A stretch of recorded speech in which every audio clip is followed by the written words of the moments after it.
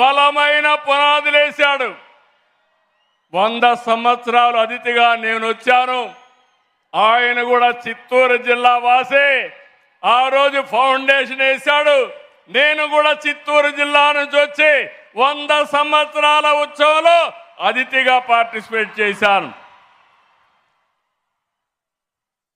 రెండో vice chancellor Sarvepalli Radhakrishna గారు భారతదేశ రాష్ట్రపతి అయ్యాడు. ఈరోజు మన ఉపరాష్ట్రపతి సిపి రాధాకృష్ణ గారు వాళ్ళ తండ్రి గారు సర్వేపల్లి రాధాకృష్ణ గారికి అభిమాని. అందుకే వీరికి కూడా సిపి రాధాకృష్ణ పేరు పెట్టారంటే ఆయన ఈరోజు ఇక్కడికి వచ్చాడంటే ఇదొక చరిత్ర. ఇలాంటివన్నీ కూడా చాలా జరుగుతూ ఉంటాయి. కేవలం చదువు చెప్పడమే కాదు, తెలుగు వైభవానికి కూడా ఏయు కృషి చేస్తూ ఉంది.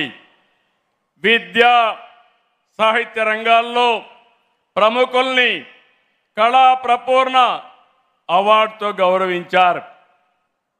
ప్రపంచంలోనే ఎంతో మంది నాయకుల్ని తయారు చేసినటువంటి స్థలం